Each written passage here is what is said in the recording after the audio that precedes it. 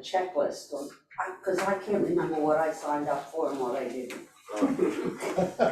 It was like, Well, you get an email every time you sign up for an event. I know, but that gets lost in the shuffle of all the other emails. Well, you create a folder. Okay, so, Thank you. fascinating as it is, you can reminisce on your own time. This is my time now. Hi, Rabbi Cantor. Course is Jewish Biblical Tradition, and let me preface by saying we're not going to be discussing how we're feeling about Israel right now.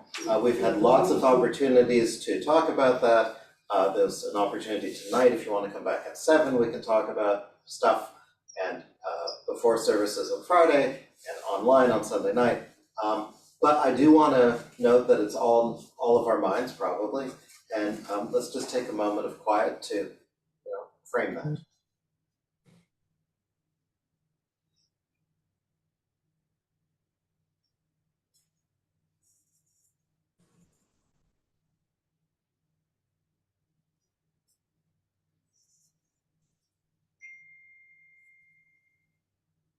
Okay. So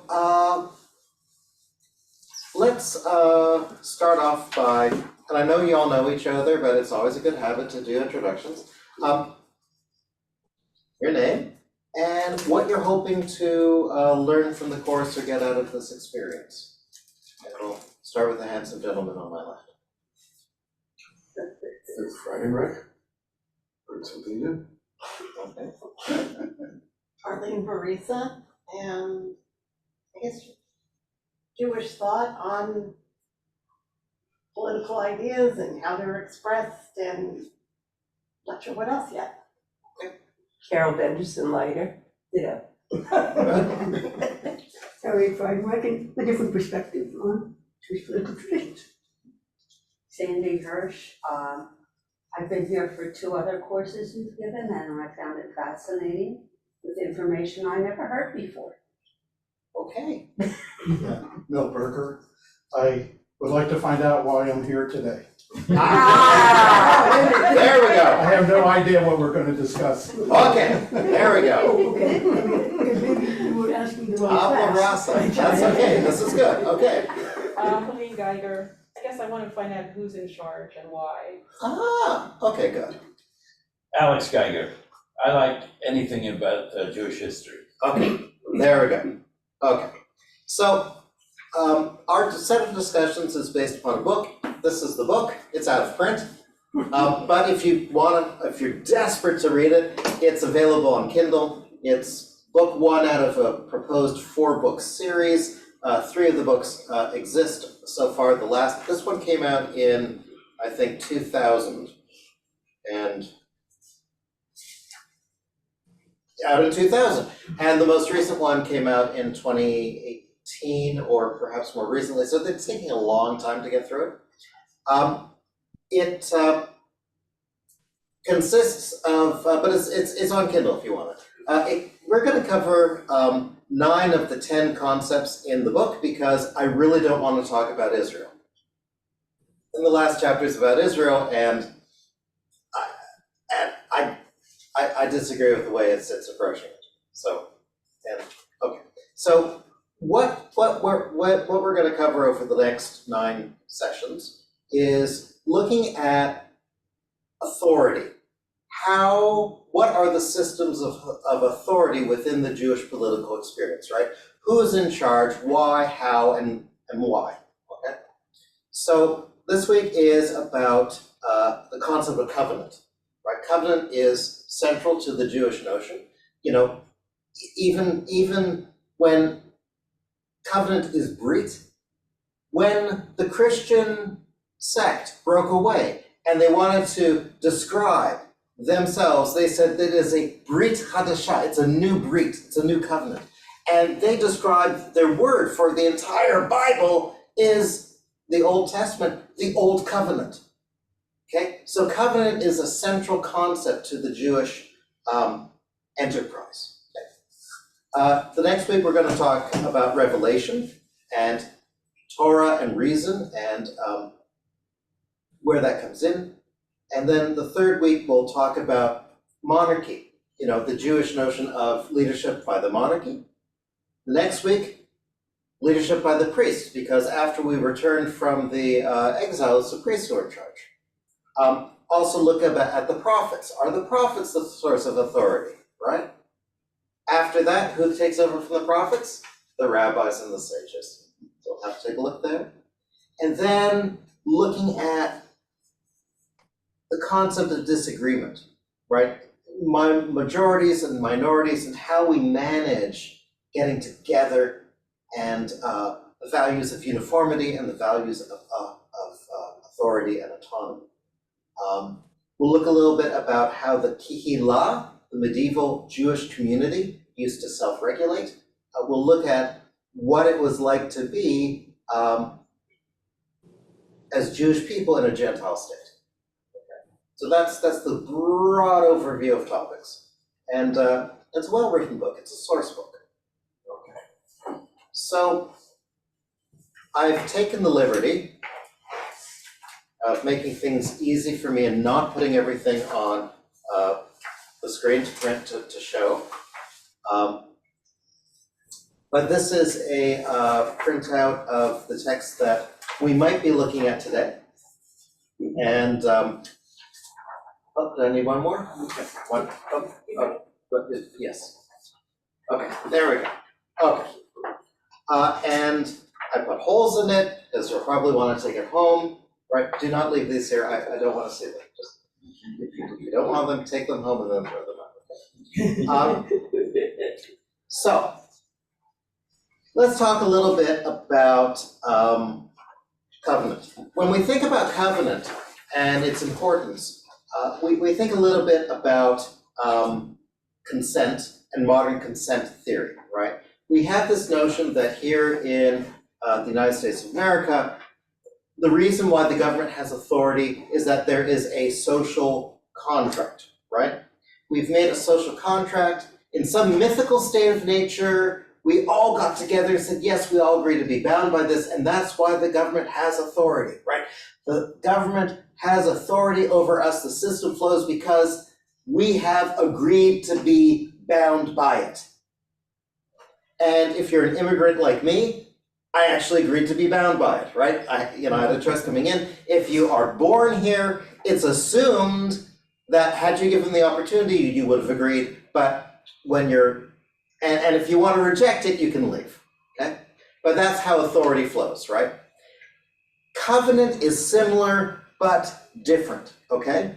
So covenant with God, in the same way as the social contract, it creates political unity and moral obligation. On the other hand, obligation in the social contract flows from the people, the consent of the people, but for us, it is a historic event, not a hypothetical encounter, right? There was an actual moment when we made an agreement with God. It's grounded in history. Also, some differences. In the social contract, everyone is equal. We are not equal with God. God is like all powerful, right? Power flows from the God, not the people. And this raises a question: can consent really be free when you're dealing with the absolute omnipotent, right? What does our consent mean if God can just do it anyways? Okay. So, question. Why is consent necessary?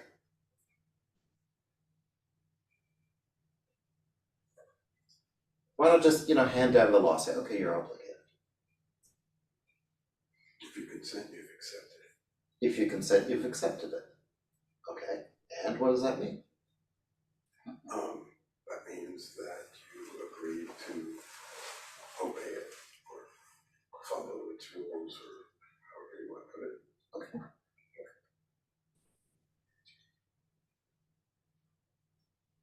Is that fine? Yeah. It's going to be easier to rule or to live in that society if the people who you're governing. Yeah, if they buy into it, yeah. Buy into it. Right. Our basic notion is that obligation flows from consent.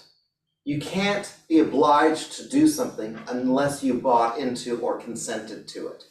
And that's the difference between us, between obligation and compliance, okay?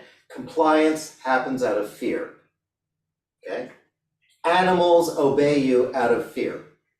They're trained, but reward punishment, but at the essence of it, they obey because they're afraid. Human beings obey out of obligation. Only human beings, as far as we figure, feel a sense of obligation, right? The dog, we don't imagine the dog's thinking, well, I could get the slippers for him, but I don't really want to, but I guess I should. I feel this obligation. I made a commitment to him, and he's been very nice. Okay, so I'll do it. No, it's either you're trained to do it without thinking, or you're afraid you're going to get hit. You get the slippers, right? That's animals. But human beings, we do stuff that we don't want to do because we feel like we have to, even when in reality we don't. We can feel obligation, right? It's in the Jewish notion, what defines a human being is obligation, right? And that's why the rabbis are so fascinated with what are the obligations of the non-Jew? What are the obligations of the slave? What are the obligations of the woman? What are the obligations of the free man? Okay. Of course, consent might not be necessary for obligation. We could feel obligated out of sense of owing, right? Someone has done something for you, and so you are obligated to respond. Not because you consented. I mean, you didn't consent to be rescued, but them having rescued you, they own you. Like in the old notion of, you save a life, you own the life, right? Okay.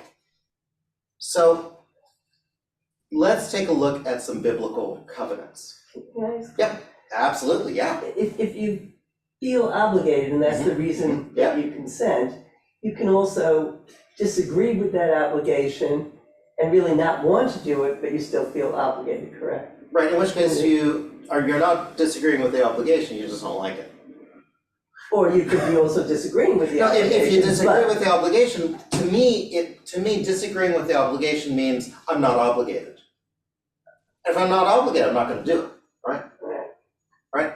So you either buy in or you're not, right? Someone was asking, I was on a call, and someone says, we have this question, right? And the presenter said, I don't really care about that question. What they were saying is, I'm not obligated to answer that question. It doesn't interest me. And that was it. The next question, okay? But yeah, obligation is this notion of you recognize the validity of the obligation, therefore you do it. Either you recognize the validity or you don't recognize the validity, right? Sometimes we do things that we're obligated to that we disagree that we're obligated to, but we do it out of fear. So for example, I may believe that the federal government is illegitimate, has no right to tax me, but I'm gonna pay the taxes because I don't want to get hit. I'm open to that possibility. Right, exactly. Okay. Which is fear. Okay, so the covenant that we care about for the Jewish people is the covenant at Sinai, right? That's the notion, that's text number 1. Moses came and some of the people of Israel and put them before them all the Lord had commanded, and the people answered, we will do it, okay? And there's the back, and there's the fourth, and Moses comes down in the 3rd day, and there's lightning in Mount Sinai, and God spoke these words, saying, I am the Lord your God, who brought you out of Egypt, the house of bondage. You shall have no other gods besides me, okay? And all of these rules, that's the covenant. And all the people, page 2, all the people witnessed the thunder, the lightning, the blare of the horn, and the mountain smoking, and when they saw it, they said, you speak to us, and we will obey. But let not God speak to us lest we die. Be not afraid. Okay, so that's the covenant. It is terrifying. It is frightening, but we agree to be bound by it. Okay.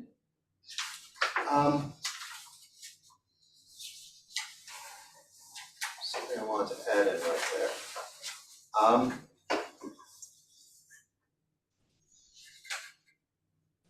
Yeah, just before this, right? No, I'll come back to that later. Okay, that's the covenant. Great. We agreed and we're bound. Now, problem.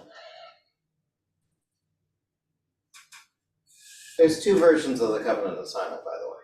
There's the E-text and there's the J-text. In our second text, Exodus 24, is a second version of the covenant.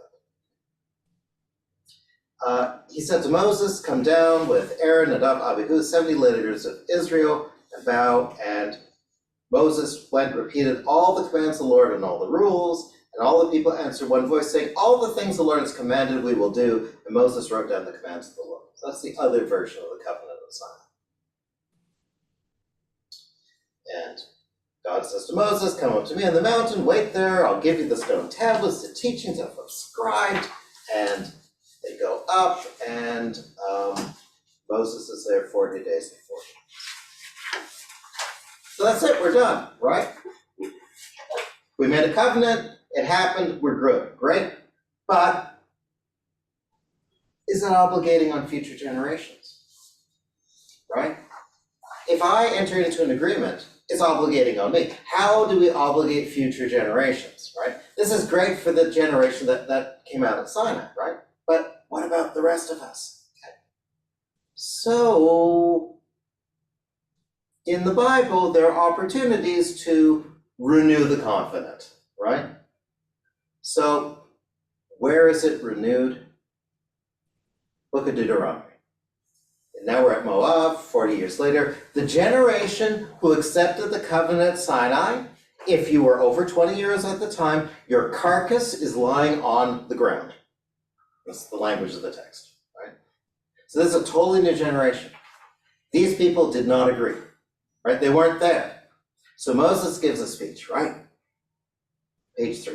Moses summoned all Israel and said to them, you stand this day, all of you, before the Lord your God, tribal heads, elders, officials, men of Israel, women, wives, stranger, wood chopper, water drawer, to enter the covenant.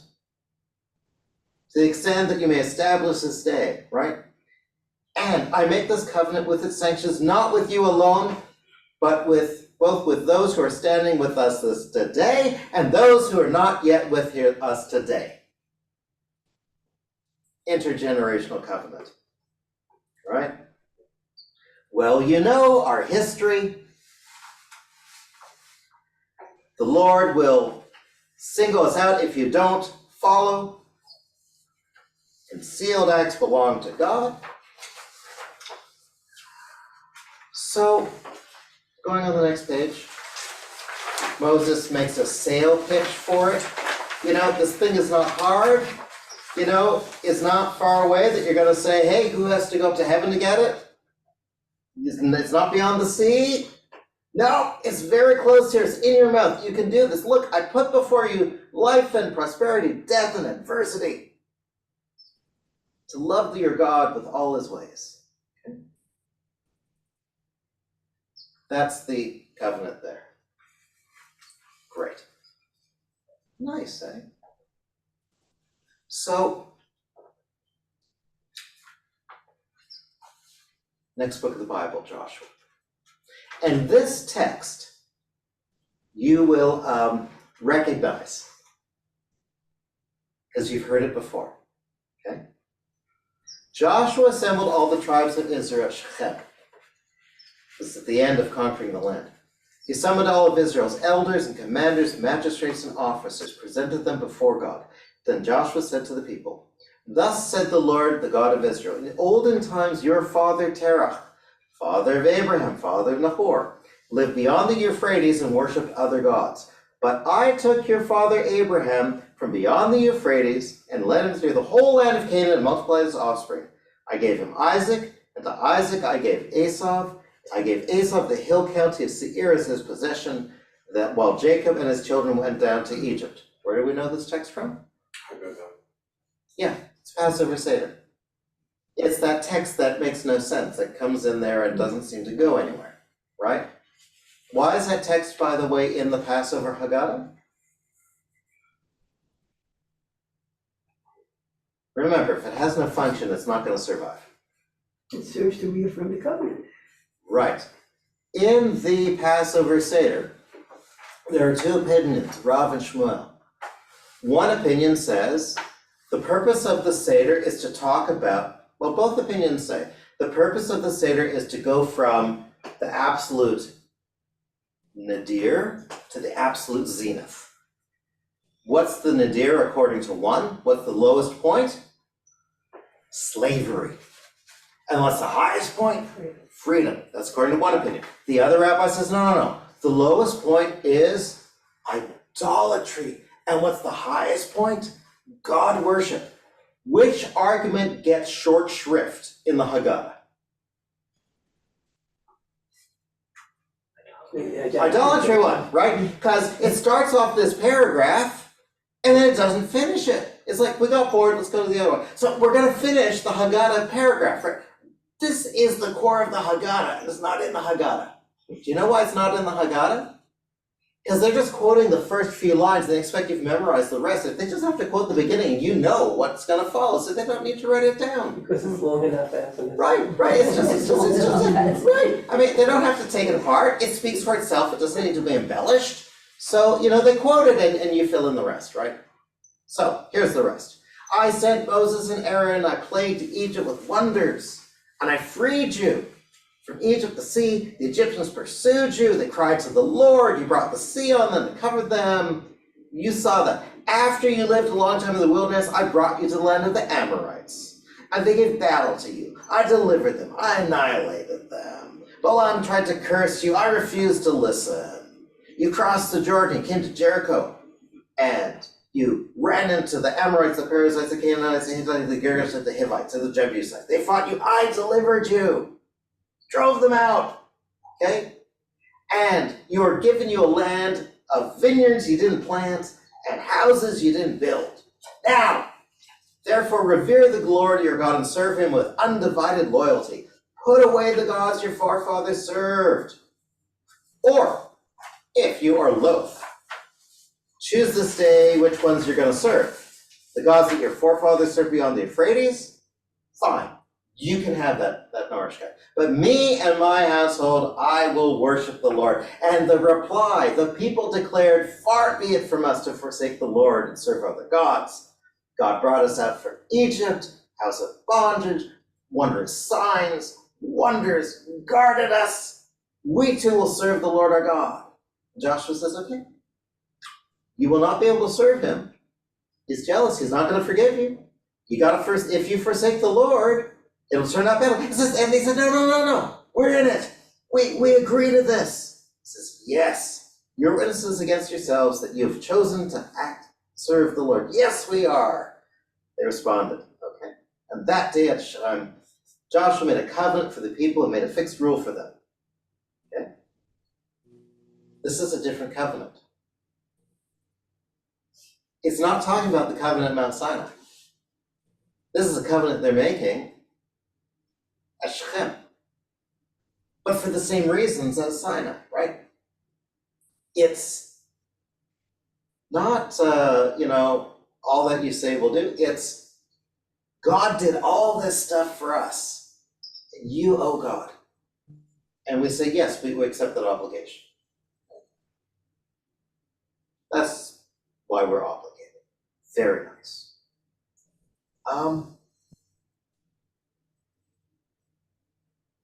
Ezekiel. Ezekiel is imagining things. He's dealing with the exiles returning from Babylon, right? And here, it's a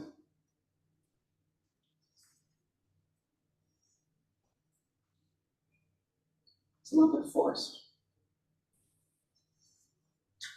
In the 7th year, on the 10th day of the month, the Lord said, speak to Israel. Have you come to inquire of me? Right? He says, this second paragraph from the bottom, on the day that I chose Israel, I gave my oath to the stock of the house of Jacob. When I made myself known to the land of Israel, I gave my oath to them. When I said, I am the Lord your God, that same day I swore to take them out of the land of Egypt into a land flowing with milk and honey, a land, right? I brought them out of the land, I gave them laws, rules, Sabbath, but they didn't follow it very well, right? And I let them into exile, okay? Fine. They rebelled, I warned them, so now I say, if you defile yourselves and go astray, yeah, terrible things are gonna happen, right?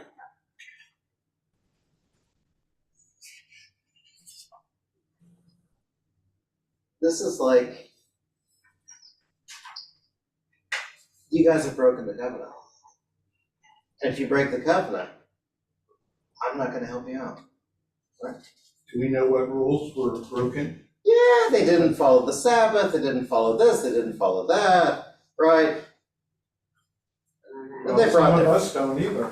well, I know, that's kind of terribly scary, isn't it? I know. Yeah, Go around killing your neighbor. yeah.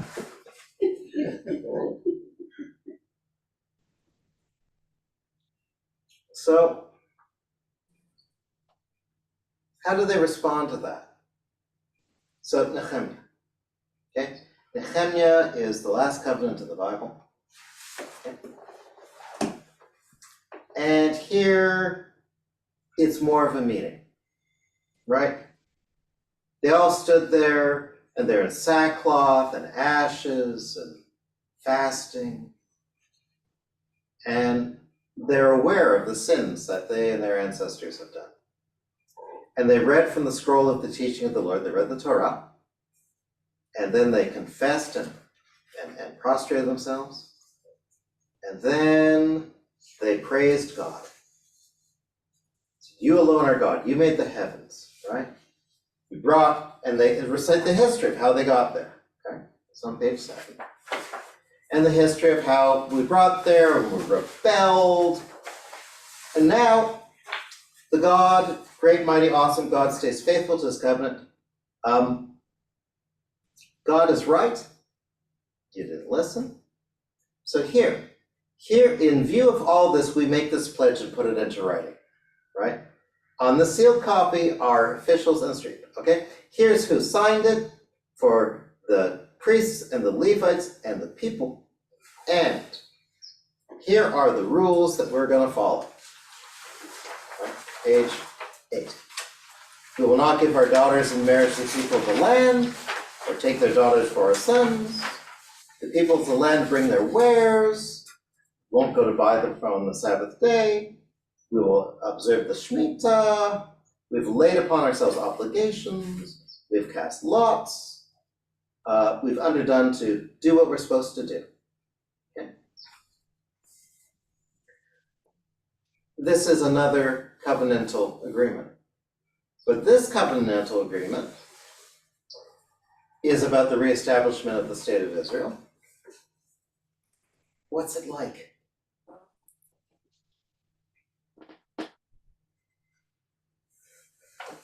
It's like the Constitutional Convention for the United States of America. They're sitting here and they're negotiating, right? Because this is not God talking to the people. This is the people talking to God. Right? But throughout, it's all about this notion of covenant. We have an agreement. Okay? Questions up to this point? Okay. We have to slog through the Bible. I'm sorry about that. There's a lot of it there. That's why I printed all that so you can take it home and read it at your leisure. Okay? So here's the thing about the Bible. Okay? The Bible does not express itself in terms of propositions. It's not like the Constitution of the United States where it says, it's organized and it presents things, right? And it's not like a philosophical text. It uses narrative. If it has anything important to say, it uses narrative, right? And the concept of commenting on, for us to understand this, is we need to extract out of it the meaning that's shrouded in the narrative, okay? And the neat thing is, if you take away the narrative, the covenant's incomplete. It doesn't make sense, right? It's all the covenant flows out of narrative reasons, right? The covenant's not flowing out of all people are equal and therefore no person should have power over another person because that would be unfair and therefore, no. The covenant flows out of a narrative event. God brought us out of Egypt, therefore we revere God. If the Exodus doesn't happen, there's no reason for us to follow God. So we have to go through something horrific, and then God kind of comes in and intervenes. Mhm. And then we can obligate ourselves to follow God. Right. But our obligations then are situational, like this last one with Nehemiah. Yep. They're in a particular place and time. Right. And responding to that, and the things they're obligating themselves to do have to do with being, the Jerusalem that's only being built and is Right. pretty much torn down. Right, but they couldn't just say that. They had to first go through all of the history, right? Found in the history, right? So the history is important. But does the obligation change over time? Like in this Nehemiah one, they don't seem to be obligating themselves to all of the things that are in the Torah, all the list of mitzvahs. Just, they have a selection. Well, they also said we will, they listened to the whole thing. Okay. So they're the same, and by the way, these things specifically. So,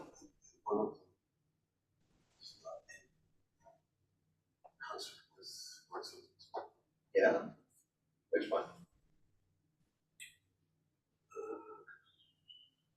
To charge yourselves 1/3 of Well, they're just slipping right in. but in the right hash. Yeah, I know. So, there you go. There you go. It's a negotiation. Again, this is being written by the people.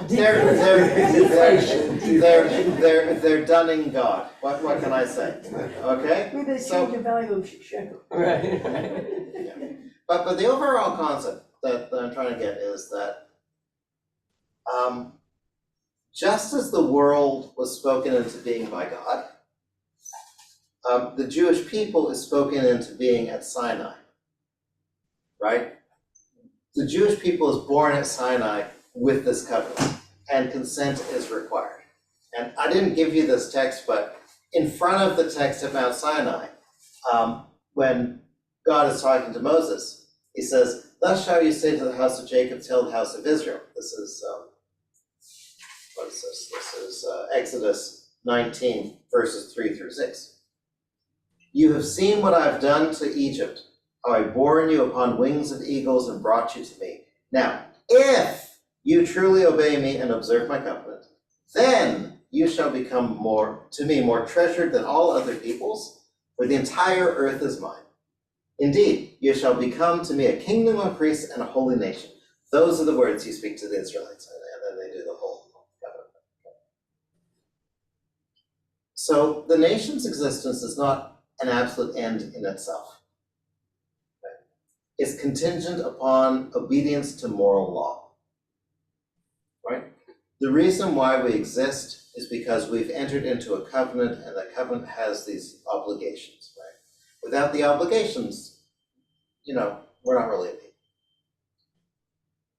Assent is necessary for participation of the covenant. That assent cannot simply be that one-time original agreement, right? The entire people answered yes, right? We need to have agreement more often. I think we all agree, we all recognize it. Right? So each generation must make an assent.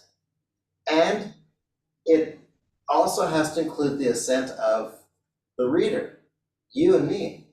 Everyone who reads the book, everyone who reads the Decalogue is expected to buy into the system, right? And as an aside, I don't think it's an accident that Christianity views itself as the new Israel, because they need to buy into that experience of being chosen and assenting it. So, why are we obligated? Now we get to the fun part. Now we get to the rabbis. Okay. So, why are we obligated? Here's a midrash. Page 8. I'm the Lord your God. Why were the 10 Commandments not proclaimed at the beginning of the Torah? Right? Why not start with the 10 Commandments at the beginning of the Torah? After all, the Torah, everything before Exodus 12 is kind of, irrelevant. And we should just start with the laws for Israel, right? Why are we giving all this history backstory?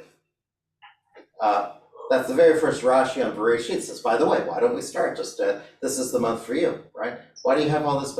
Okay, Rashi there says, it's so that you know that the whole world belongs to God, therefore God can give it to us, right? It's a parable. A human king entered a province and says to people, shall I reign over you? And they said, have you confirmed any benefit that you should reign over us? What does he do? He builds a wall, he brings in the water supply, he fights the battles. Then he says, okay, shall I reign over you? And they say, yeah, sure. Right? Similarly, God brought the Israelites out of Egypt, parted the sea for them, sent the manna, brought the well, brought the quails in anger, fought them for them the battles. And he said, shall I reign over you? And they said, yeah, sounds like a good idea. Okay. You shall have no other gods before me. A human king entered a province. His servant said to him, issue decrees upon the people. He answered, no. Once they have accepted my reign, I shall issue decrees upon them. If they don't accept my reign, why should I, give decrees? Why should I bother telling you to do stuff if I don't know that you've agreed to do what I tell you? Similarly, I'm the Lord your God who brought you out of the land of Egypt. You shall have no other gods. He says, am I the one that you accepted? And they said, yeah, this is great. Now that you've accepted my reign, accept my decrees. Sounds like a political campaign. It is a political campaign. Yes, because that's how they promise, Uh-huh, but they can't deliver until they, right. This is a theocratic system. God is the ruler. Yeah. Everything flows from God. Okay. But they have to like the plan, there had to be a plan laid out. Yeah. In other words, I'm not gonna vote for someone who says the store should be looted after, Yeah. Yeah. Now, is this really fair? I mean, this whole system being contingent upon our being rescued, is that really a good, honest consent? Or maybe influenced? Is it maybe a little tainted a little bit? I mean, wouldn't a better obligation, a better contract be made if we were just two equals who didn't owe anything to each other and just agree with each other, like people making a contract, for an agreement, or a husband and wife, they don't owe anything to each other, then they agree to get married and they owe everything to each other. Don't you think it'd be better if, it was just totally free will that we agreed to be obligated? I think it is free will. Okay, so let's look at this.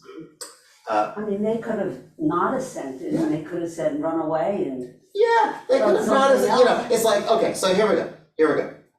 This is Shabbos 88, bottom of the page. And they took their places at the foot of the mountain. Okay? Foot of the mountain should really translate Tachtit Hahar, under the mountain. Okay?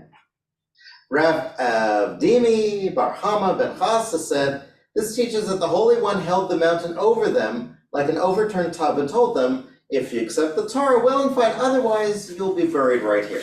Wow. Okay? Free What a will. choice. Right. What a choice there is. Okay, but that's coercion. But they're there. Is an agreement made under coercion valid? No.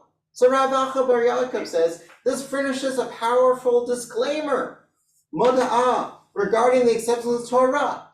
Rashi says, so if you arraigns them demanding why have you failed to observe that which you accepted, they can respond and say the acceptance was coerced. Rav said, and this is the reason why the book of Esther's in the Bible. Nevertheless, they reaffirmed its existence its acceptance in the days of Ahasuerus, as is written, the Jews confirmed and accepted. They confirmed that which they had already accepted. Those were just the Jews in Persia. The Jews in Persia said they accepted, right, but they weren't under any obligation.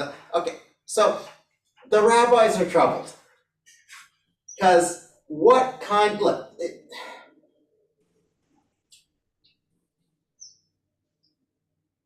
as a Canadian, I can say, yeah, Canada likes to view itself as an equal partner with the United States, but really, it's a mouse and an elephant. When the elephant rolls over, the mouse needs to adjust, right? This is God here. You don't have free will. Okay. Well, the other thing is we're talking about a collective people. Yep. All agreeing on something. I mean, look, if you have 10 Jews in a room, you're gonna have 12 opinions, right? I mean, how can you? Yeah. It's true for Catholics too, and So I'm told. Are they allowed an opinion? ooh. That's next week's class. Oh, okay. The comparative religion class. But so how do you get a collective assent to something unless there's like a threat or Right. Never allow a good crisis to go to waste, right? I mean, right now, I listened to, we weren't gonna talk about Israel. I listened to a fellow saying, Israel is founded twice. It was founded 48 with that war, and it's being founded a second time this year, next year, the next, because as a result of this crisis, all of the little things that were dividing us are no longer dividing us. You want to have a mechitz and Dizengoff square, that's not important. And from this crisis, we'll all be, I think he's being fantastic in the terms of fantasy thinking, but never mind. This is what he says in the book. He says, from this, we're going to get a constitution, we're gonna get a properly functioning way of having government, and we're going to be united, and it's gonna be like the rebirth of the nation. Because this is their birth pang, that what's going on right now is their exodus from Egypt. Maybe they say they're reaffirming whatever they had reaffirmed in 1948. Except they never affirmed anything, they don't have a constitution. No, they didn't, but on the other hand, what they created then, they are recreated now, and in the name of the people, they are. It's time about a rebirth, right? So, okay. Maybe we're completely wrong about this. Maybe we're not free to agree. Maybe it's just a transfer of ownership. Avadim hayina leFaro, we were avadim to Pharaoh. And what does the Haggadah say? We were slaves and now we're free. That's elsewhere. Ata b'nei horin, very nice. That's a song we sing. Avadim hayinu, hayinu, ata b'nei horin is a song that was written on a kibbutz. Okay? Avadim hayinu l'Faro b'Mitzrayim. B'Shab. Avadim l'Adonai. We've gone from being slaves to Egypt to being slaves to God. When God redeemed us, God didn't set us free. God just claimed us, right?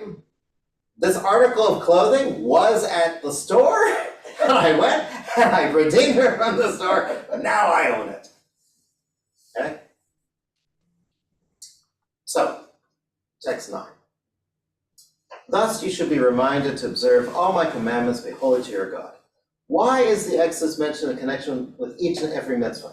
Because you notice the Exodus is mentioned with every single mitzvah. Why do we observe Shabbat?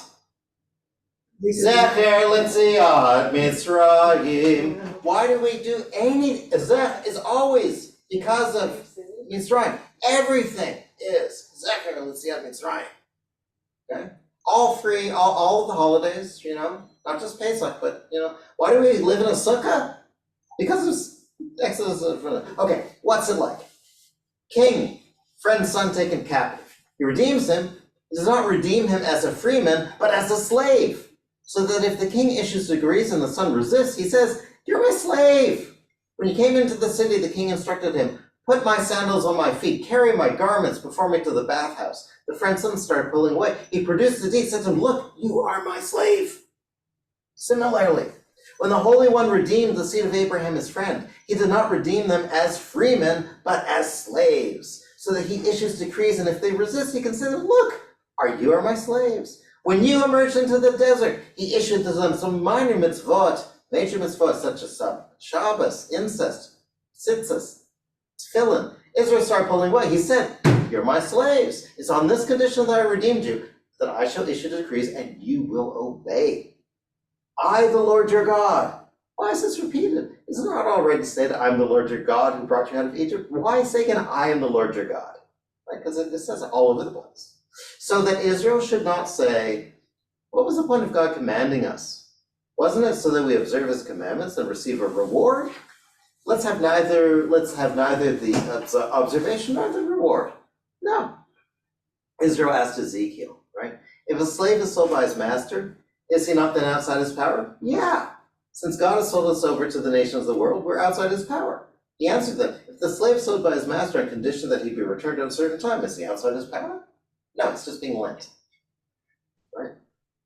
And what you have in mind shall never come to pass when you say, "We will be like the nations, like the family of the lands, worshiping wood and stone. As I live, declares the Lord, I will reign over you with a strong hand, outstretched arm, with overflowing fury. With a strong hand, that's the plague. And with an outstretched arm, that's the sword. And with overpowering fury, that's starvation. Once I have brought upon you these three calamities, one after another, I will reign over you against your will." That's why it's repeated, "I, the Lord your God." Okay, let's just pause. Reactions?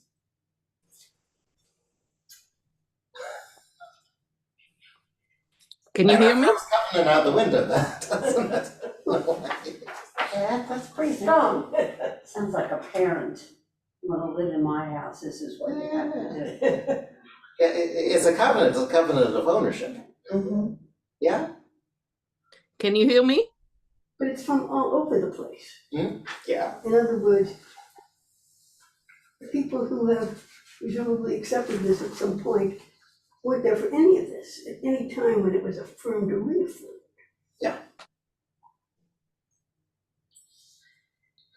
Okay.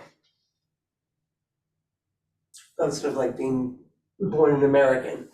Passed on. It's passed on, exactly. But this is pretty strong. Strong. It's an answer you can't refuse. Right. Okay? It's an offer you can't refuse. Okay, but is the Torah an offer that you can't refuse? Well, apparently it was offered to, it had to be offered to other people too, and they refused, and therefore, So yeah, and you can therefore, absolutely refuse you it. get stuck. You can absolutely refuse it. Absolutely, right? But then you get buried under the mountain. That's true. Well, That's you know, true. That's You know, true. you're right. So, oh yeah. So this next midrash, offering the Torah to the other nations. Yeah, God offered it to the other nations. They said no. This is just a slur on all the other nations, by the way, right? When God revealed it to the Torah, he did to all the nations, and so he takes it to the children of Esau. They say, "What's in it? What's this Torah?" thou shalt not murder. They said, hey, that's our very essence. We exist by murder. So no, we'll not take it. He goes, the Ammonites, Moabites, they say, will you accept the Torah? They say, hey, what's in it? And they say, no adultery. Oh, wait a minute, Ammon and Moab, we are the incestuous children of Lot and his 2 daughters, so I guess we don't want it. Okay, goes to the Ishmaelites, say, hey, I've got a Torah to sell, do you want it? Will you accept it? He says, what's written? You shall not steal. This is chusva. They replied that theft is the very essence, that their forefather was a thief. He shall be a wild ass of a man. Now, this I think is really rich, because if there was a thief here, it wasn't Ishmael. It wasn't Ishmael, it was, it was the other guy. Okay?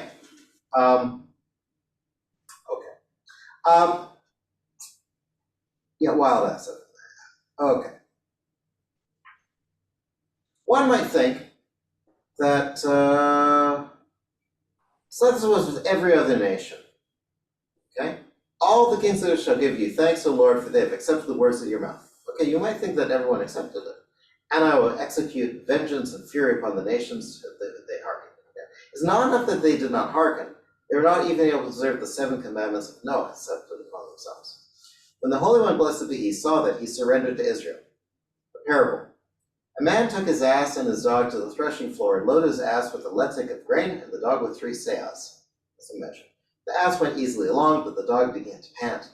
The man took off a seah and put it on the ass, and so too with the second and the third. So Israel accepted the Torah with all of its explanations and details, as well as the 7 commandments, which the children of Noah had not been able to receive. Therefore it said, the Lord came from Sinai and rose from Seir unto them. So,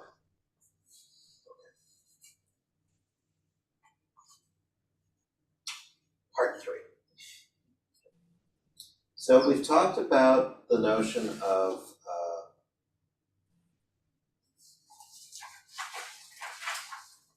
biblical covenants. And we've looked at what the rabbis have to do in their thinkings about covenant and consent. Is there consent? Is consent necessary? Is it forced consent? Now, here's the scope. Okay? How much of this covenant are we responsible for? Is it are we responsible for it individually or collectively?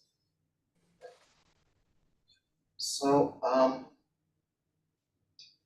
you may recall that the Bible has a ceremony of curses and blessings when we have the covenant on at Mount Ebal and Mount Gerizim, and the tribes are on both sides. And one side says, "Cursed shall be the person who says amen, and blessed shall be the person who says amen."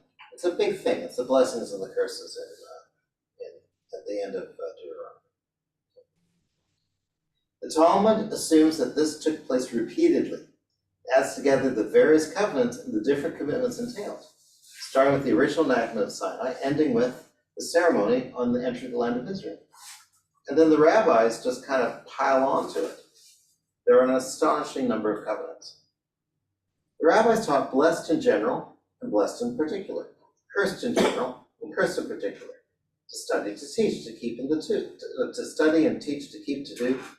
Where do we say that, by the way? Lilmod lilamed lasot ulakayem. Okay, right in before this one. These are 4x4. That's 16. The same took place at Sinai, plains of Moab. So there's 48 covenants for each mitzvah in the Torah. Rabbi Shimon ben Yehud of Akko says in the name of Rabbi Shimon. No. Each and every mitzvah, there's actually 48 covenants enacted by 603,550 people. Inflation. Yeah, well, that's the number of people there. For each one, each person became a guarantor on behalf of all the others. So that's 48 times 603,550. But Rabbi Judah says, this implies that for each and every Israelite, there were 603,550 covenants. A covenant between me and God, the covenant between you and God, the covenant between him and God. Okay? What's the issue? Rav Maharsha says, I disagree. Respect for the guarantor for a guarantor. Okay? 600 covenants on account of each of the 600 people also accepted 600 covenants on account of his brothers, and I'm not doing the math, but it's a big number. Okay? web of entanglements. Okay. Fine.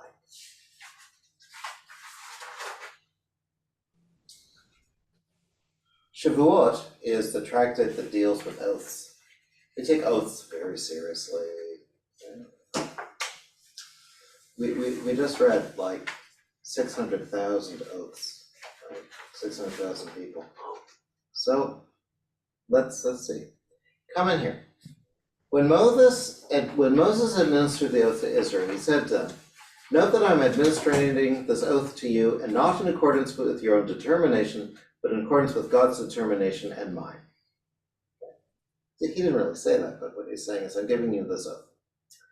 Why so? Let them say to him, "Accept that which God commands." Is it not because they might intend that he was referring to an idol? No. It's because idols too are called gods. Gods of silver, gods of gold. So he says, okay, so instead of saying accept God, he should say accept the Torah. But that might be construed as only one Torah, not the oral Torah. It's like, so what is he trying to get them to accept, right? It's like, if I say accept God, they might get confused. What do you mean by God? If I say accept the Torah, they might be confused. What do you mean by the Torah? Then let him say accept the entire Torah. But they could misunderstand that because that could be refraining from idolatry, because anyone who does idolatry is denying it, affirms the entire Torah. He's denying the entire Torah, so if you deny idolatry, you affirm the entire Torah. So let him just say, okay. So fine, they said to him, let's be really specific, accept the 613 mitzvot, Taryag. Well, and on your view, let him say only in accordance with my determination. Why add in accordance with God's determination? Rather, the aim was they should have no possibility of annulment, right? You have to, like, what exactly is this covenant that we're giving, right? Like, we don't want it to be open to confusion. Okay? What it seems to be saying is oaths normally bind people according to their subjective intentions, right? When I agree to do something, I'm agreeing to do what I think I'm agreeing to do. And that might not necessarily be what you're hearing me say. And that's a problem, right? So, you have to spell this out in the Torah, right? It's good to have things in black and white. So, skipping ahead, and we're skipping now to like the 15th century. What's happening in the 15th century? Covenant-wise, Inquisition. Jews are being given a choice. Stay Jewish and leave, give up the covenant, and stay here as non-Jews, as Christians. Right? Okay. So, Abarvanel, Ravamel, he gets so many different names. His name is written out like 18 different ways to spell his name. Okay. He has a long answer to this. 18 problems arise upon a reasoned examination of this portion, talking about the blessings and the curses. The first and the greatest of them all, which was occasioned in a tense struggle amongst the contemporary scholars in the kingdom of Aragon, concerns the issue of covenant and the words of the scripture, "I make this covenant with its sanctions, not with you alone, but both with those who are standing here with us to this day before the Lord their God, and those who are not with us here this day." Okay? Who gave authority to the desert generation, whose feet stood at Sinai, to obligate those succeeded them for proclaiming, "We will faithfully do," and to bring them in the following generation into the covenant of the Lord, may he be blessed, their God, or to impose upon them an oath which will never be annulled, right? How could they do that? How could they obligate the following generations to comply with the entire Torah and the covenant they established, causing them to be liable for punishment? For this seems to be the import of these verses. And all of these instances where the sages employ the argument is already under oath from Mount Sinai, right? Good question. It's a question we've had all morning, right? This is, moreover, completely unreasonable. For the argument from nature of fathers and sons, that they are one, and that the undertakings of the fathers obligate the sons, does not hold. For the body of the Son, in whose being the Father has a part, was not there at Sinai, and such enough potential for exceedingly remote from actual existence. Yeah, you can say that I was there when my father made an obligation. Yeah, I was like a cell in his testicle, but that doesn't really count, right? And it's clear that it's not through potential that a man will prevail in binding his children by oath for generations. This is certainly true so far as the rational soul is concerned, in which the father has neither part nor connection. And so Ezekiel says this. What do you mean by quoting this proverb upon the soil of Israel? Fathers eat sour grapes and their sons' teeth are blunted. As I live, declares the Lord God, this proverb shall no longer be current among you in Israel. Consider, all souls are mine. The soul of the Father and the soul of the Son are both mine. The soul that sins, only it shall die, right? In other words, there's no intergenerational passing along of obligation or justice or punishment. Each person is on their own. So how is it possible that we're obligated? This shows that they stand equally before him, may he be blessed, without any partnership. Therefore, the soul that sins, it only shall die by its own iniquity and not by the iniquity of its fathers. And the whole chapter in Ezekiel shows this. The prophet Jeremiah has said it so. It therefore follows that no punishment should be visited upon the soul of the Son because of the actions of the Father, not to speak of his words, and need it be said for all subsequent generations? Okay, the rabbis said something about this. A minor convert undergoes immersion under the auspices of the court, but when he comes of age, they can protest and annul the conversion. And I've actually been at bar mitzvahs where of someone who was adopted and converted, and at the bar mitzvah, like right before the right before they actually had the child say, I affirm that I want to be Jewish. Right? Because you can leave, right? Let us reason a fortiori. If kal v'chomer, if in a case where the body was present, he may nevertheless protest because he was a minor, so much more so if he was not present at all. Clearly, he should not be obligated by that which the forefathers determined for themselves. Okay? None of us should be obligated. We should not be appeased by what our ancients have said, that all the souls that would ever exist to the end of all generations were present at the convention, and that they all established this covenant and accepted upon themselves by curse and oath, right? We were all there, every soul was at Sinai, both the souls of the living and the souls of those not yet born, and the souls of the people not yet Jewish. We were all at Sinai, right? Yeah, that's very nice, but it's fantastic in the wrong kind of way. This is difficult for the mind to believe. How were those disembodied souls bound to the mitzvot, which are obligatory only for the combination of soul and body called man? It's written, you shall keep my laws and my rules, by the pursuit of which man shall live. The dead, however, are free. For when body and soul are separated, they are no longer man. Furthermore, the mitzvot are bodily obligations. A person cannot become obligated to obey them without being present. Okay. I will now interpret the verses in a manner that will resolve these problems. Okay. He's laid himself a hard problem to solve. It is true that according to the law, a person can be benefited without being present, but cannot be obligated without being present. Right? Surely, however, if a man receives a loan, the obligation to repay it falls upon him and his sons forever. Okay. Just as the sons benefit by inheriting their father's property, so too they are obligated to repay both their own and their father's debts. So, debts, even those incurred before their birth. On similar grounds, the subjugation of the Canaanite slave transfers to his sons, for the slave, like other possessions, is purchased with money. Okay. I'm not okay that we're proving this from involuntary slavery, but that's where he's taking this from. Right? Now, it's well known that God, may he be blessed, acquired a right in Israel, because he released them from the iron furnace of Egypt, the abode of the slaves. Their persons, their cattle, their possessions were granted to him, and they were his domain, as written. For it is to me that the Israelites are slaves. They are my slaves. whom I freed from the land of Egypt. That's in Leviticus. He thus acquired their bodies as if they were Canaanite slaves, and he acquired their souls since he granted them spiritual perfection through giving them his Torah. I'm sorry, I have an appointment somewhere. Okay.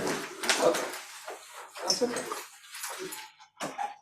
That is why, in establishing the Sinai covenant, they declared, all that the Lord has spoken we will faithfully do, meaning, with our bodies we shall do and serve as slaves to their master, with our souls we shall faithfully believe like students in their teacher. So, and because God, may he be blessed, wished now to grant them a further benefit, namely the possession of the Holy Land, it is necessary that they have a new covenant. For the first covenant relates to subjugation of their bodies, the binding of their beliefs. The second one is the possession of the land. The latter signifies that they did not conquer the land by the sword nor inherit it from their fathers. Rather, God gave it to them, not as a gift, but as a loan. Written, the land shall not be sold without reclaim, the land is mine. Thus, they became obligated to serve the master of the land and not to serve a god besides him, for this would constitute high treason against them. So argument number one, I redeemed you from Egypt. Argument number two, I gave you the land and you have to keep managing it. These are not the best arguments, but they're arguments. The son's obligation and inclusion in the parent's covenant is based upon the body, the soul, and the land in which they dwell. It's not a function of the oath the parents took, but of the bondage they accepted when he released them from Egypt, the Torah they accepted, and the chosen land they received. No doubt at all can arise regarding the obligation of the covenant. Were this covenant like one made between two friends, covenant love and loyalty, this great insoluble problem would obtain. Namely, how can sons not yet existing be obligated? This covenant oath is, however, an absolute obligation subjugating their bodies and their land too. How then is it conceivable that their offspring should repudiate it? Can the sons of the Canaanite slaves release themselves from slavery which they were born into and inherited from their fathers? This is the foundation of the covenant and the oath which can never be nullified. Now, since the entire foundation of the covenant and of the eternal servitude is the Exodus, is always mentioned by God and his prophets, and all the holidays of God are in memory of the Exodus, which signifies eternal servitude. How do you like that? So- I'm trying to put it in words. I'm feeling as though we're still in servitude. Mm-hmm. Yeah. Yeah, but where's God's obligation? In other words, a ruler has obligations to make sure the people he rules are safe. Yeah. Is that God's obligation? And provide the necessities for human life, clothing, heat, place to live.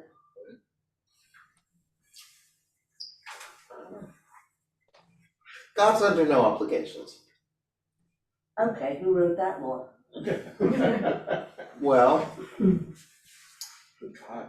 Kol ha'olam, look, Answer. Kol ha'olam chesed hu, the entire world is a gift of God. We didn't do anything to earn it. God didn't have to create the world. God didn't have to create a good world. You might even argue God didn't create a good world. Right. God just created the world, right? Let's start out good. I mean,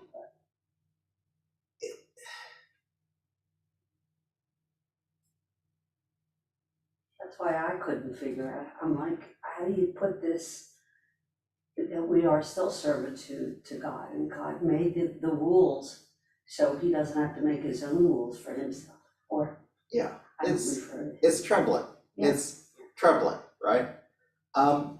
It's like children owe their parents obligations because their parents brought them into the world. Do parents really owe their children obligations? You should. They should. I mean, we feel morally bound, but I brought you into life. What more do you want? A lot of parents ask that. Yeah. So what's necessary is a system of authority in order to provide meaning to our lives, right? I think that's what it comes down to. Human beings like order. We like order. Interesting factoid. If you watch the news, and you watch two different news stations, and one talking head as a scientist and the other talking head as a scientist, right? And this one says, I'm 80% sure that the answer is X. And the other guy says, the answer is Y. I know it, I'm 100% sure. People are more likely to believe the person who's 100% sure than the person who's only 80% sure. But if you come back a year later and you look at their predictions, the guy who said he was 80% sure was right about 80% of the time. And the guy who says, I'm positive, is only right about half the time. Both of them are better. I understand that, yes. But the thing is human beings like certainty. And even though it's not always the best thing, right? We are attracted to answers. We are attracted to sequence. We're attracted to order. If you put on, like, it's hard now, but if you put on static on the TV and you play some music, the static's dancing to the music, right? You will pull doesn't matter what music, your eyes will automatically put it into a pattern, right? You look at the floor and you can pick out faces and dogs and cows and cats and the clouds, right? You and it's like, oh my God, it's like, that must have been planted. No, it wasn't planted. You're just seeing it. It's not really there. Okay. This provides a framework for us to understand our lives. This is our narrative by which we define ourselves. We are the people whose ancestors were redeemed from Egypt. Therefore, we behave in certain ways. Right? Tradition, but also works. It's better than living in a random world. Okay. 2 more quick tests. I say quick, you know. So, the Maharal of Prague made an amazing goal. But in addition to that, he says, the Josephists have asked, had Israel not already said, all the Lord has spoken we will faithfully do?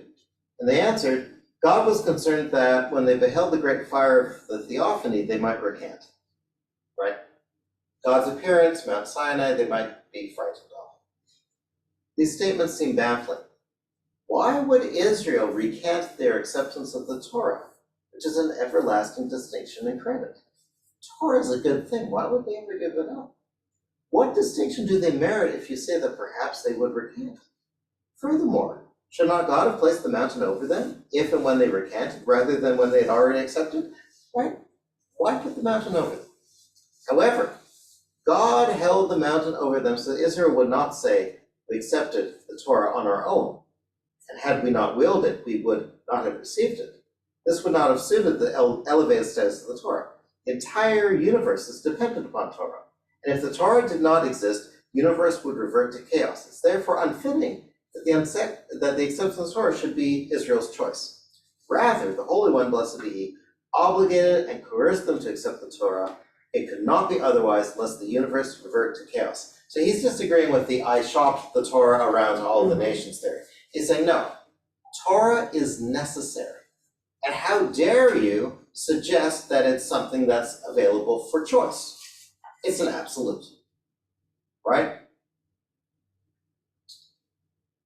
This piece of paper does not choose to fall. Gravity is not something you can accept or not accept. You have no choice. And to suggest that, suggest it's just a theory of gravity, it's kind of insulting to gravity. Okay? I'm gonna call it a theory, but come on. What are the odds when I let this go, it's just gonna float there? I'm certain. 0, okay? I'm certain that it will. Right? So don't tell me that Torah is something that's worthy of being optional. So therefore I make it look coerced to show that there cannot be, there's not even the possibility of choice. Then why do people believe in choice? Oh, because I want to. Because we don't, look, And do not reply that ultimately the lifting up the mountain was redundant, for if they had already said, will faithfully do, this poses no difficulty. The principle of the matter is not to ensure that they was not to ensure that they wouldn't recant. Indeed, why should they recant when they had already said they'd faithfully do? The lifting up was necessary in and of itself, for how can the Torah, which is the completion and perfection of the entire universe, depend on the fact that Israel chose to accept it? Could the perfection of the universe depend upon the contingency that they may or may not accept? He therefore held the mountain over them like an overturned tub, so that if they did not accept, there would be their burial. You know, That doesn't give you much choice now, does it? No. I mean, there's a midrash that when God is giving Israel the Torah at Mount Sinai, the entire world is trembling. All the mountains and the oceans and everything, the entire world trembles, all the birds, all the animals.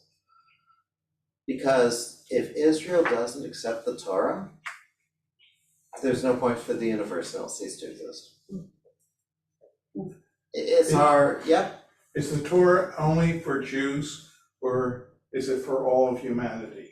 I know I hate to hit you with that right at the end. The Torah is for all humanity.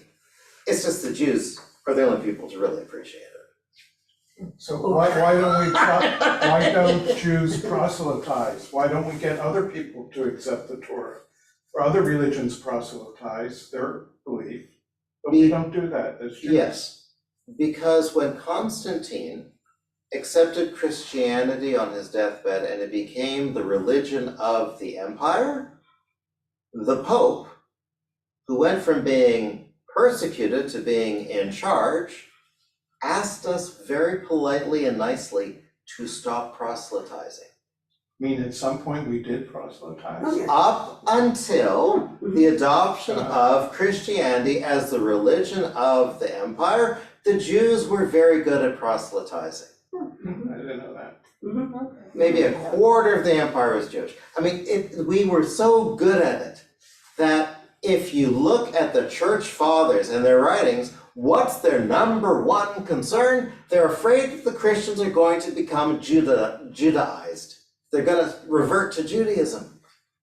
That is a constant fear amongst the church writings. They're afraid that the Christians are they're afraid that the people who've converted to Christianity will then realize, no, we should become Jewish instead. And by the way, Messianic Jews, people who convert to Messianic Judaism, often come to a realization that, the Judaism thing makes sense, but the Messianic bit doesn't make any sense. And then they convert to Judaism. I've done those conversions. Okay? So we used to convert, it's just, we don't do it anymore. We don't do it because we were persecuted by them. Yeah, I mean, Yes. 'cause look at the Catholic position. Yes. I mean, We don't, right. They were afraid that these recent converts were really practicing Judaism. Right. So they had to Right. make sure that they were killed.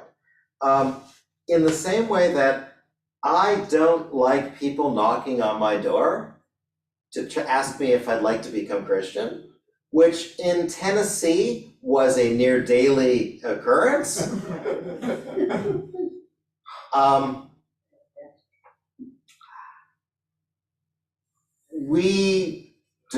It's like, don't do that which is hateful to you, don't do unto others. However, I think we should advertise more. I mean, that's passive, I mean, it's like, Jesus not working for you? Try his religion. Free sample. I mean, absolutely, we should advertise that, okay? Yeah, but Judaism is so difficult, it's difficult to sell. Christianity is easy to sell because you can go to football games on Sunday and As much as go to church in the morning or even Saturday night. But it's much Yeah. harder to be a good Right. Christian than a Plus good the Jew, I mean, circumcision. whatever that might mean, because Christianity means that you have to believe. And if you don't believe, you're not a Christian. Yeah. Whereas Judaism just says you have to do, I mean, if you don't do well, you might or might not be a practicing Jew. I just remember in Bergen County, you can't buy anything on Sundays, And there are, and of course, liquor stores aren't open on Sunday mornings. So,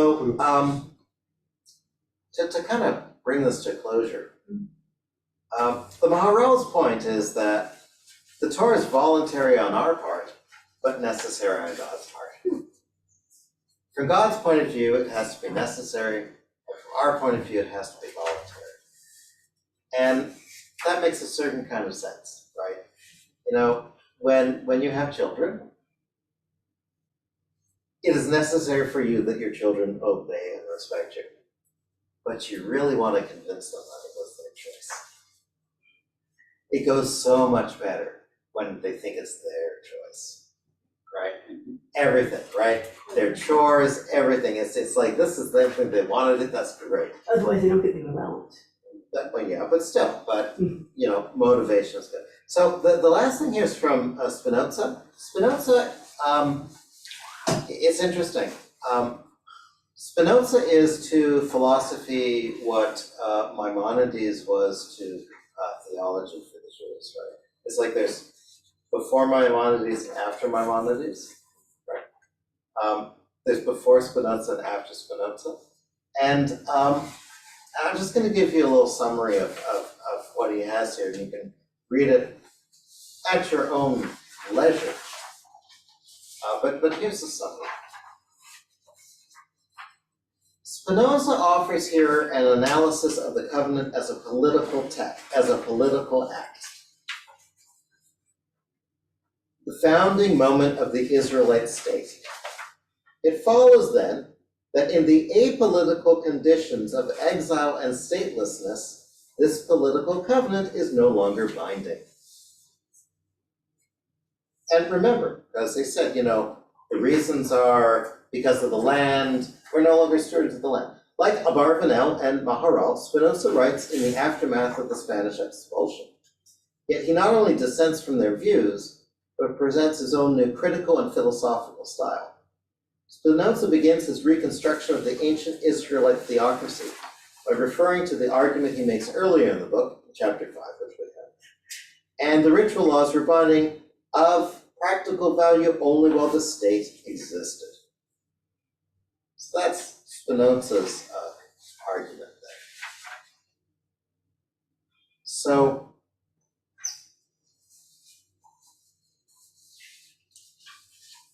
at the end of the day,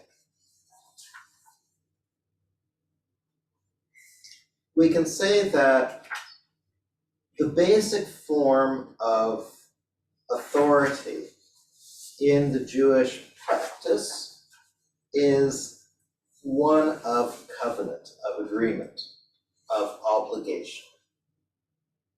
The basis of authority for most nations is, well, why is a law binding? What is a law?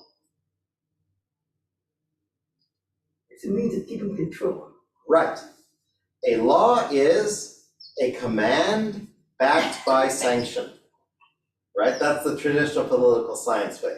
It's a command backed by sanction.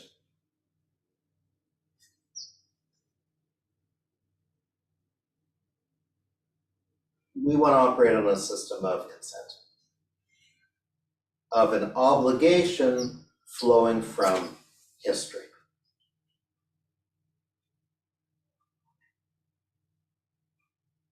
That's the basis of it.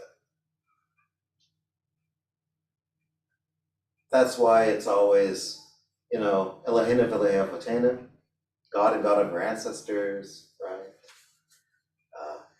The Midah, you know, Elohei Abraham, Elohei Yitzhak, Elohei Yaakov.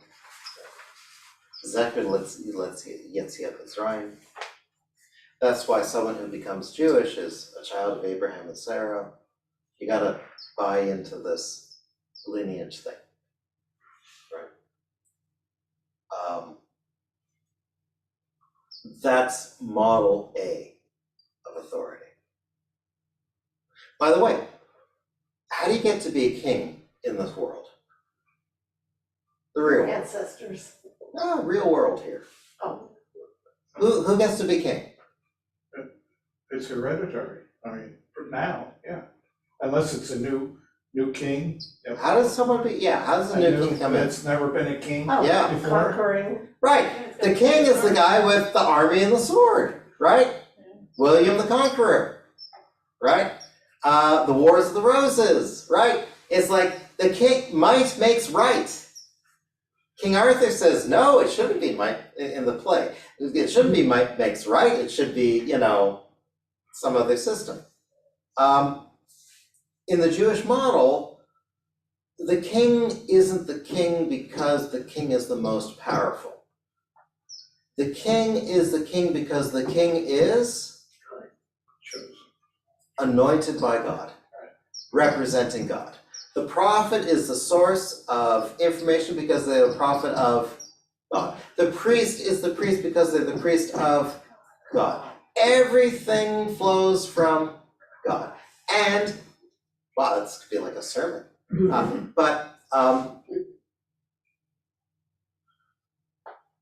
But we have to consent into it. We have to feel obligated. We can't just be automatons.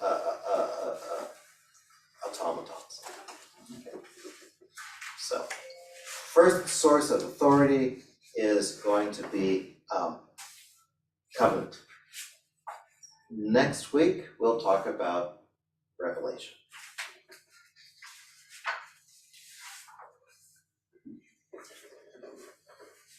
Okay. A little bit frontal, I'm sorry, it's very text heavy, but questions?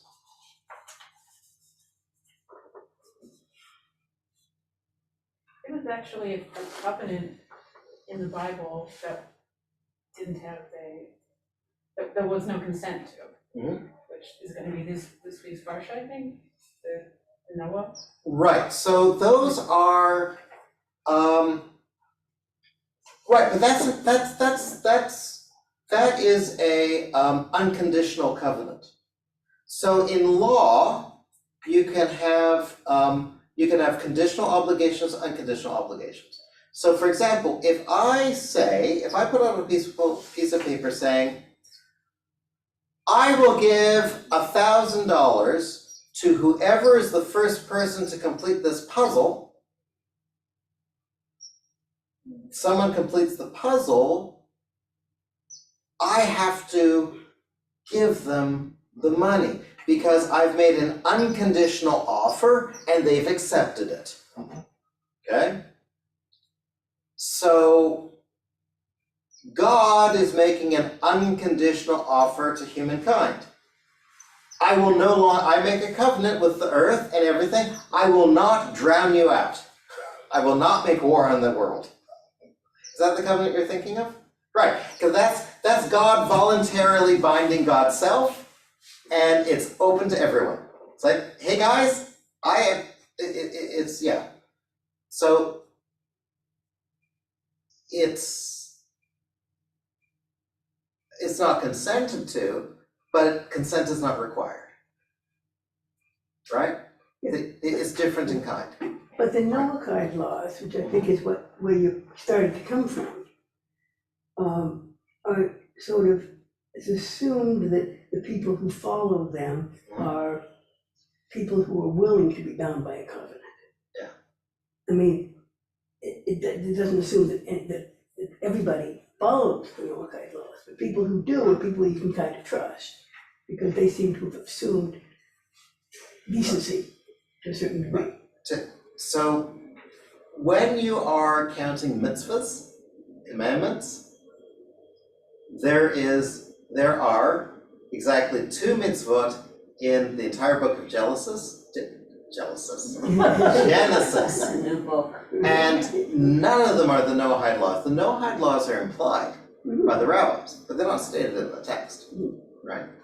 The 2 obligations are circumcision and not eating the gid hanashet, the sciatic nerve. And the not eating of the sciatic nerve is a just so story. It explains why we don't eat it, but doesn't say that we're forbidden. It just says this is why we don't eat it. And the circumcision is absolutely consented to. If you circumcise your children, then I will give you the land.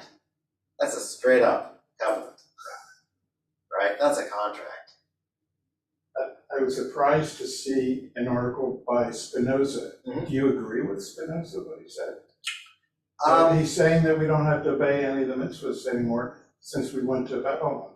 It's a good analysis. I may not agree with it, but it's a good analysis. Or I may not choose to be bound by it. It's very nice, in the spirit of the Mishnah, they give both sides of every argument, right? So have both sides of the argument here. But doesn't that give you a choice? Well, here's the reality. The reality of the world is Give me my choices. we are all Jews by choice. Yes, Because any of I us agree. is free to walk out that door. Yep. And the only reason we're staying in Because we want to. is because we want to.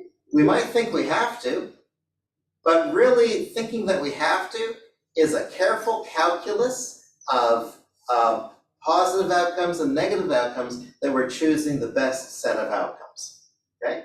The person who is black hat Haredi is free to walk out any time, but they have to accept all the consequences that come with it, and the consequences are not nice.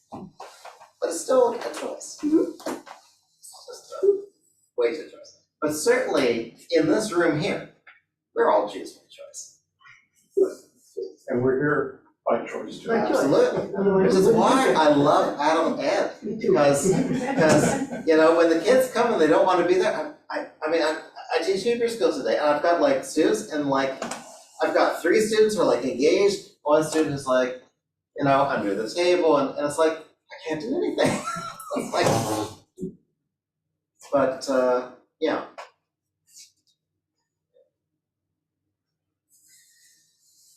Difficult, heavy stuff. We'll have more fun stuff next time.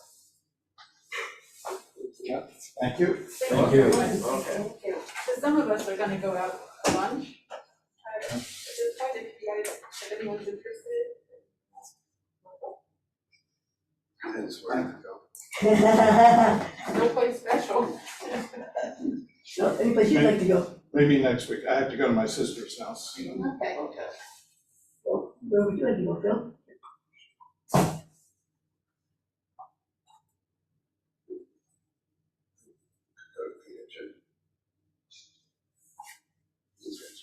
Is that the one at the mall at Oxford Mall?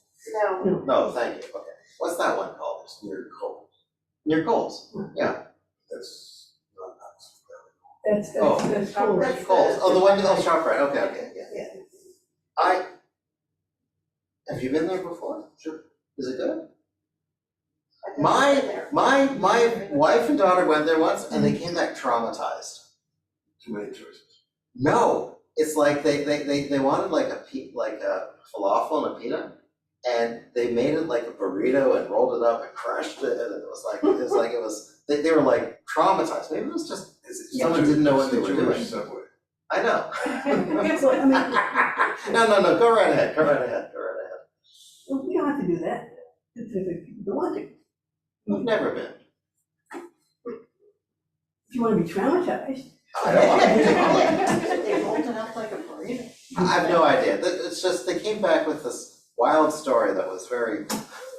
That's what they in fact do. But you ordered it. And you tell them what you want in it, and they roll it for you. So there you go. It's see that you consented to. Yeah, I consented, yeah, Just like having to make your own. It's what we did this past Shabbat, wasn't it? Yeah, like a wrap. You make your own wrap. well, That's what it is. they make the wrap for you. Right. You see. Oh, but you tell. See, right. It's my poor daughter. Like she had just come back from. It wasn't like what you got in the Or maybe she was on her way to Israel. I forget which it was. They were traumatized. Yeah, I think You can be, I suppose, because you get sometimes more than one, but, is Yeah. that really where you wanna go, or could we, what's your suggestion? I suggested that, you suggest something else. Okay. Okay. That's how the conversation works, right? I don't know, I've never gone to the peanut chip place, would have gone, but, Where would you go? don't know. Where'd you go? So, I mean, I don't. Someplace, Feelings. actually, someplace where I can hear people. Sorry. So far, we only have one suggestion, which is Phil's suggestion. And Barring another suggestion. and absolutely, the only testimony against it is hearsay, Yeah, but I actually. which is not probative. But, yeah, but I actually happened to have been there the same day that, I don't know if you saw me, that Kedma and the girls were there. Oh, here They we go. didn't look traumatized.